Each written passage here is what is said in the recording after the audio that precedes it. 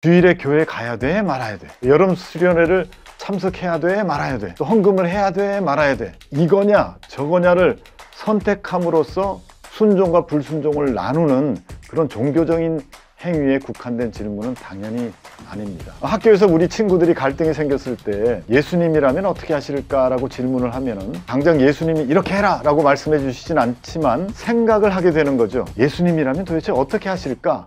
라는 이 질문.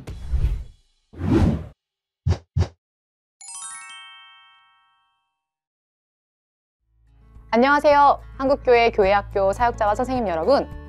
이번 성경학교 주제가 예수님이라면 어떻게 하실까인데요. 어디선가 많이 들어본 것 같은 이 제목.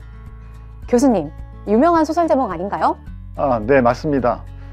1896년에 찰스 먼로 쉘던 목사님이 쓰신 In His Steps의 부제입니다.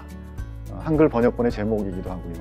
또 이 소설이 예수님이라면 어떻게 하실까? What would Jesus do? 라는 질문을 널리 알리는 그런 계기가 됐죠.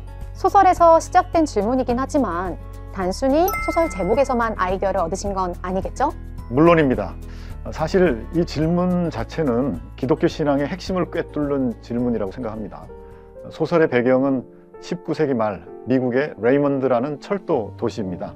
헨리 맥스웰 목사님의 집으로 실직한 인쇄공이 찾아옵니다. 근데 이 사람은 이미 수많은 곳에 도움을 요청했지만 거절당하고 냉대받은 그런 상황이었죠. 그 맥스웰 목사도 역시 그를 도울 방법이 마땅히 없었기 때문에 미안하다 하는 사과와 함께 그를 돌려보냅니다.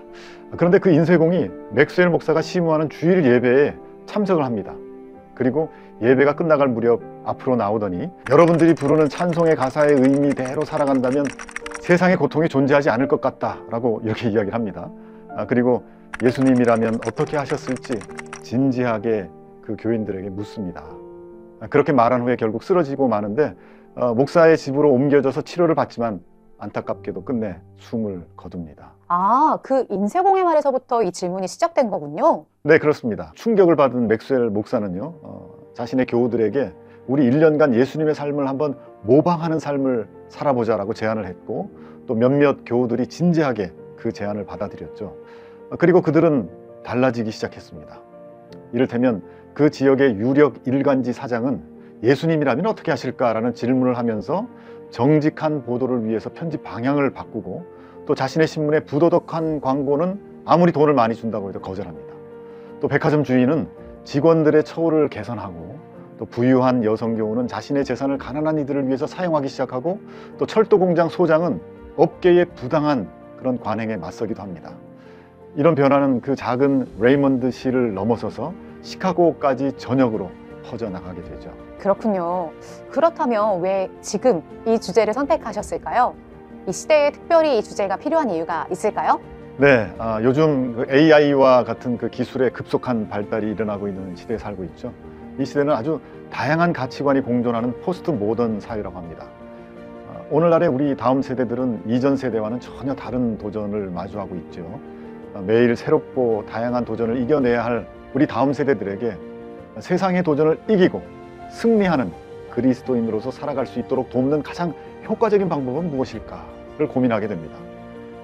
그들의 상황을 세분화해가지고 특정 상황마다의 대응 방법을 알려줘야 할까요? 그건 아닐 겁니다. 가능하지도 않고요. 가장 중요한 것은 명확한 기준을 세워주는 것입니다. 상황별로 대응하는 방법을 일일이 가르쳐주는 것보다는 어떤 상황에서도 흔들리지 않을 신앙적 기준을 갖도록 돕는 것이 더 효과적이겠죠. 그리고 그 기준을 스스로 고민하고 적용할 수 있도록 하는 가장 좋은 질문이 바로 예수님이라면 어떻게 하실까입니다. 이 질문은 단순한 도덕적 질문을 넘어서서 그리스도인의 삶의 중심을 어디에 두어야 하는지 끊임없이 돌아보게 합니다. 빠르게 변화하는 세상 속에서도 예수님의 가르침을 삶의 기준으로 삼도록 하는 것, 그것이 세상의 도전에 맞서 승리하는 그리스도인을 길러내는 가장 강력한 방법이라고 믿습니다. 기준점이 필요하다는 말씀에 공감이 됩니다. 하지만 예수님이 기준이라는 것은 크리스천이라면 모두 알고 있는 내용 아닌가요? 충분히 그런 생각을 하실 수 있습니다. 그럼에도 불구하고 예수님이라면 어떻게 하실까라는 질문을 우리 삶 속에서 지속적으로 계속해서 던질 수 있다면 이건 소설 속 이야기로 끝나지 않고 아주 매우 실제적인 삶의 지침이 될 수 있다고 생각합니다. 그리스도인이라면 말씀에 순종하면서 살아야 한다는 거 이것쯤은 잘 알고 있죠. 그런데 정작 순종하면서 사는 삶은 쉽지 않습니다. 우리가 예수님의 말씀에 온전히 순종하지 못하는 가장 큰 이유는 자기 중심성 때문입니다. 본능적으로 우리는 자신의 생각, 자신의 감정, 자신의 욕구를 우선시하면서 살아가죠. 그러다 보니까 어떤 상황이 닥치면 먼저 떠오르는 질문이 나에게 이익이 되는 것은 뭘까? 나는 어떤 선택을 해야 현명할까? 라는 질문이 먼저 떠오르는 거죠. 이런 자기 중심성은 신앙생활에서도 나타나는데요. 우리는 예수님의 뜻보다는 내가 원하는 방식대로 신앙을 유지하려고 하고 또 예수님의 가르침을 따르기보다는 내가 원하는 것만 선택적으로 받아들이려고 합니다. 예수님이라면 어떻게 하실까를 질문할 때 사실 주일에 교회 가야 돼? 말아야 돼? 여름 수련회를 참석해야 돼? 말아야 돼? 또 헌금을 해야 돼? 말아야 돼? 용서를 해줘야 돼? 말아야 돼? 이런 것과 같은 이거냐 저거냐를 선택함으로써 순종과 불순종을 나누는 그런 종교적인 행위에 국한된 질문은 당연히 아닙니다. 또 당장 내가 가진 모든 것을 나눠주고 선교사로 헌신하자 이것도 아닙니다. 이 질문은 일상에서부터 예수님이 사셨던 발자취를 찾아서 따라가자는 것입니다. 그런데 여기서 중요한 것은 이런 일상의 많은 문제 앞에서 우리가 의식적으로 먼저 예수님이라면 어떻게 하실까를 질문하는 것입니다.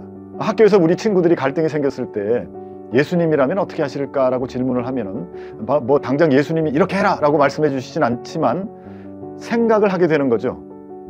예를 들면 친구를 꺾어버리고 관계를 끊어버려? 예수님이라면 그렇게 하셨을까?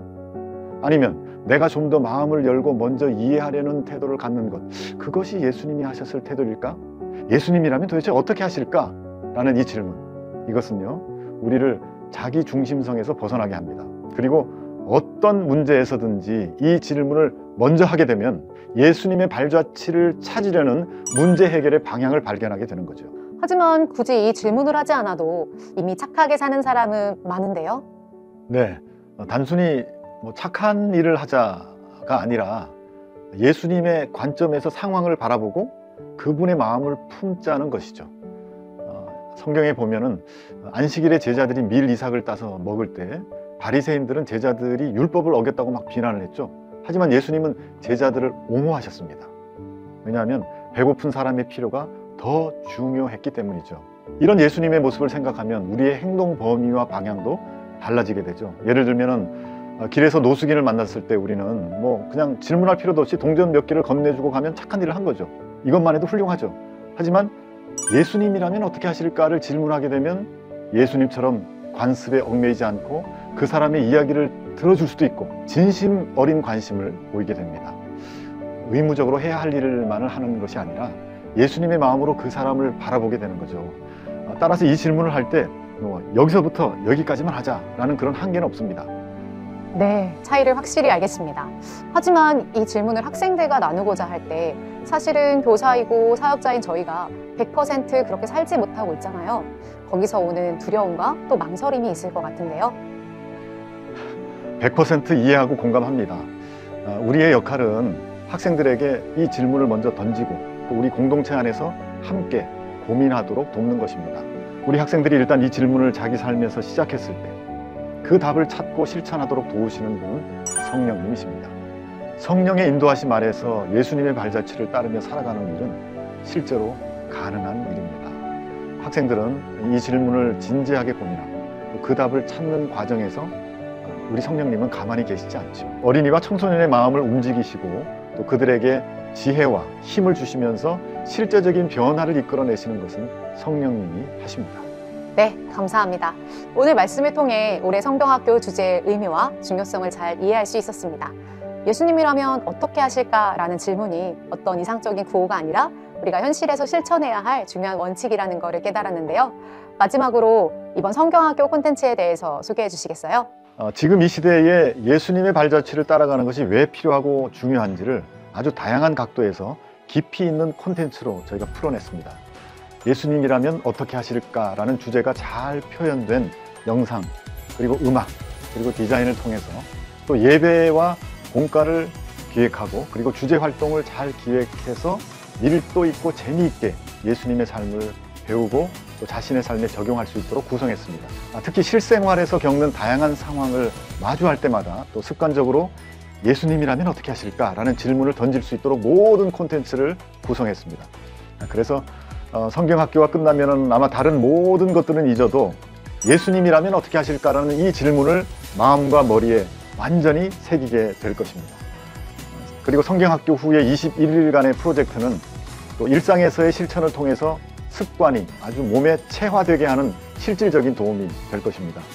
자, 이번 성경학교를 통해서 우리 다음 세대들이 어떤 일을 만나든지 예수님이라면 어떻게 하실까? 이것을 항상 먼저 질문해서 성령님의 이끄심을 체험하기를 저는 간절히 바랍니다. 그래서 예수님의 사랑을 더욱 깊이 경험하고 또 예수님을 따라가는 한국 교회의 다음 세대 공동체가 되기를 진심으로 소망합니다. 예수님의 발자취를 따르는 것, 이는 우리가 받은 부르심입니다. 예수님이라면 어떻게 하실까? 이번 성경학교 너무 기대가 되는데요. 여러분도 예수님이라면 어떻게 하실까라는 질문을 묵상하시면서 기도로 성경학교를 준비하시기 바랍니다. 오늘 인터뷰는 여기까지입니다. 시청해주셔서 감사합니다.